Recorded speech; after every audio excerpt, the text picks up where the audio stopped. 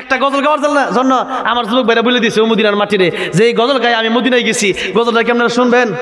যেই গজলটা গাওয়ার পরে এই সিরাজগঞ্জের একজন আমার এমন ভিআইপি ভাবে আমার নিয়ে গেছে উমরায়, আল্লাহ মানে একদিন আবার আমি হাফেজ নাজমুল সাকিব জাকারিয়া অনেক বড় বড় হাফেজকে নিয়ে গেছে, একদিনের 12 লাখ টাকা দারুত তাওহীদ দারুল ইমানে রাখছে গিয়া, সেখানে একবার সবচেয়ে দামি দামি যে হোটেল আছে কাবা শরীফের পাশে যে হোটেলটা, ওই হোটেলে আমাদেরকে রাখছে। তো সেই জন্য আল্লাহ এই গজলটা গাওয়ার ভাই ইনশাআল্লাহ কবুল করো, নাহলে আল্লাহ মদিনায় যাওয়ার তৌফিক দিছে। মদিনার প্রেমটা অন্তরে রাখবেন, নবীর প্রেম। নবী বলেন মান যারা কবরি ওয়াজাবাত লাহু শাফাআতি, আমার রওজা যে ব্যক্তি জিয়ারত করবে আমার কবর, আমার সুপারিশ তার জন্য ওয়াজিব হয়ে যাবে। যেরকম সুবহানাল্লাহ। তাহলে যাওয়ার দরকার আছে না? একটু একবারে শোনার দাম 2 লাখ, যাইতে লাগে 1.5 লাখ, তা নিয়ত করা যাবে না ইনশাআল্লাহ? ইনশাআল্লাহ। ও মদিনার মাটি রে সকল সুখ বুঝি তোর কপালে, ও মদিনা রে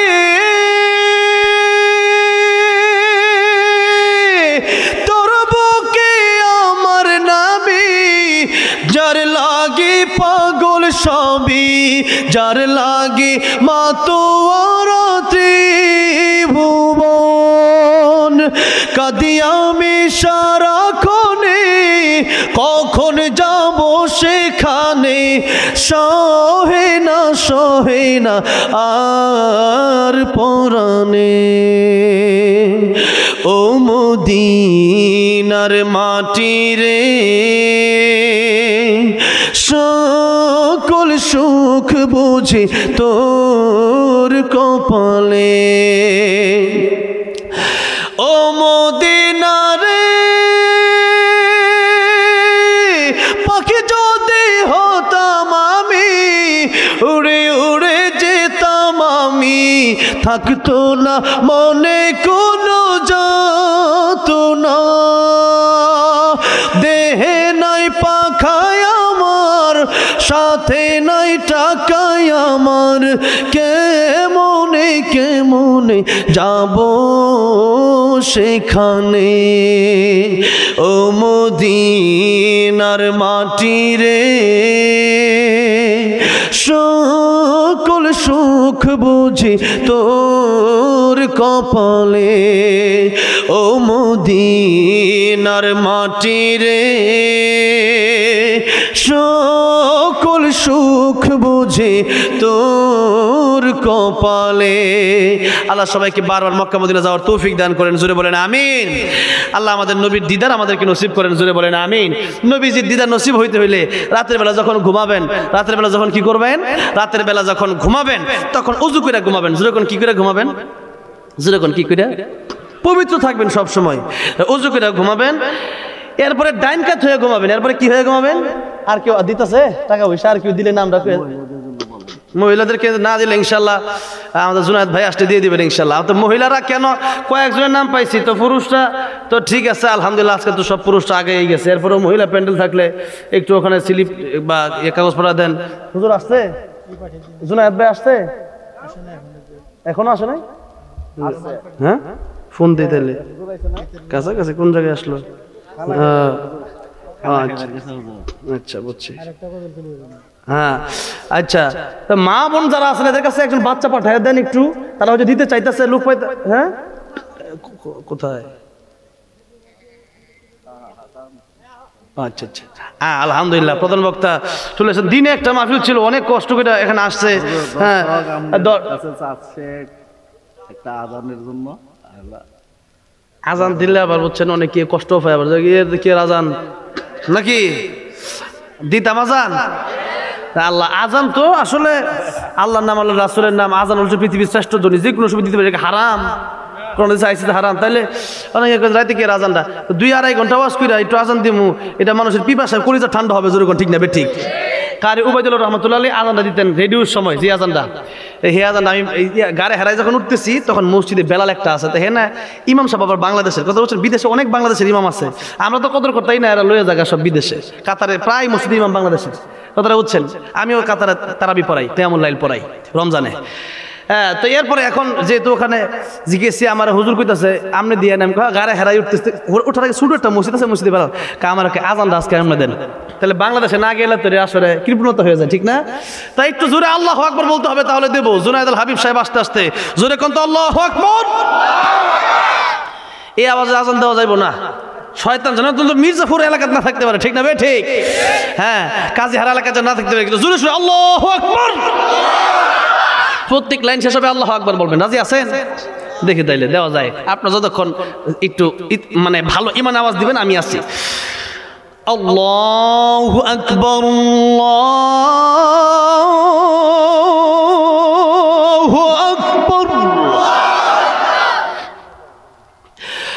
আল্লাহু আকবার,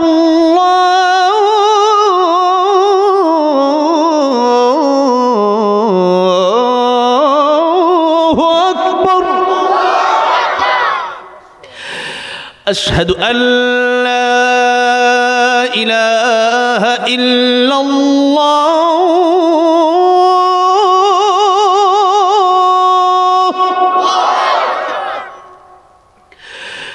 আশহাদু আল্লা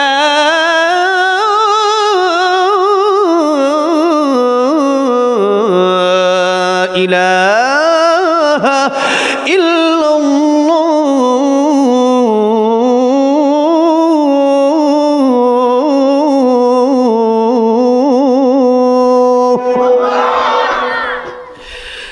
আশহাদু আন্না মুহাম্মাদার রাসূলুল্লাহ,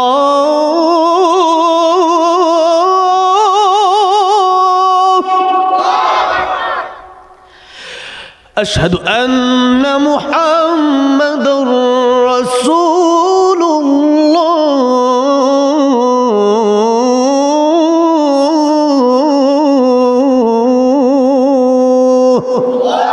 খালি আজান শুনলে হবে না, 5 ওয়াক্ত নামাজ পড়তে হবে। নামাজ যারা পড়বে না কিয়ামতের ময়দানে সবচেয়ে বেশি বিপদে পড়ে যাবে তারা, যারা নামাজ পড়বে না। আর আল্লাহর নবী বলেন কিয়ামতের ময়দানে সর্বপ্রথম নামাজের হিসাব হবে। নামাজের হিসাব যদি কে নবী বলেন যারা পার পেয়ে যাবে তারা জান্নাতে চলে যাবে, সুবহানাল্লাহ। তারা সব হিসাব তাদের জন্য সহজ হয়ে যাবে। আর নামাজের হিসাব দিতে গিয়ে যারা ধরা খাবে, আল্লাহর নবী বলেন সব জায়গায় তারা ধরা খাবে। এই যে নামাজ আমরা ঠিকভাবে যদি না পড়তে পারি তাহলে মনে করেন ওয়াজায় লাভ নেই। ওয়াজায় লাভ আছে? যে নামাজটা না পড়ি তাহলে ওয়াজায় লাভ কি? একটু আগেই বলছি ক্বালু লাম নাকু মিনাল মুসাল্লিন। মানুষ ও নারে তাকবীর, নারে তাকবীর। জুনায়েদ আল হাবিব সাহেবের আগমন, বন্ধু হয়ে পড়ছে স্টেজে, আর কথা চলে নাকি? হ্যাঁ হ্যাঁ,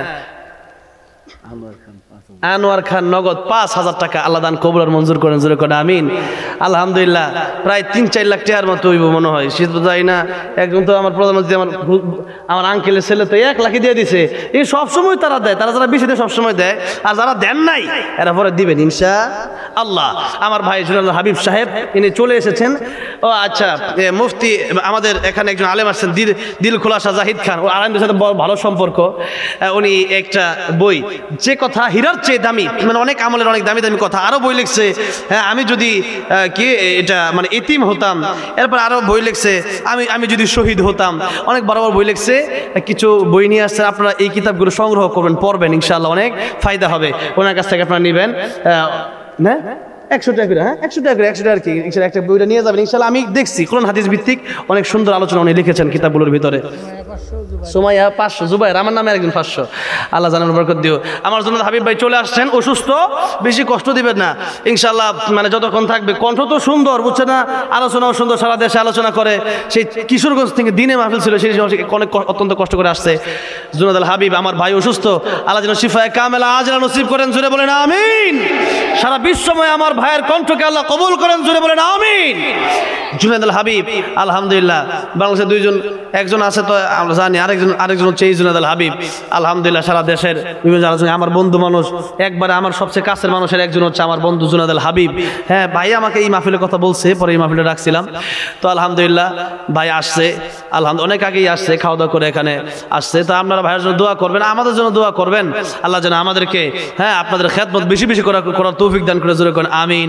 ওয়া আখিরু দাওয়ানা আলহামদুলিল্লাহি রাব্বিল আলামিন। আসসালামু আলাইকুম ওয়া রাহমাতুল্লাহি ওয়া বারাকাতুহু।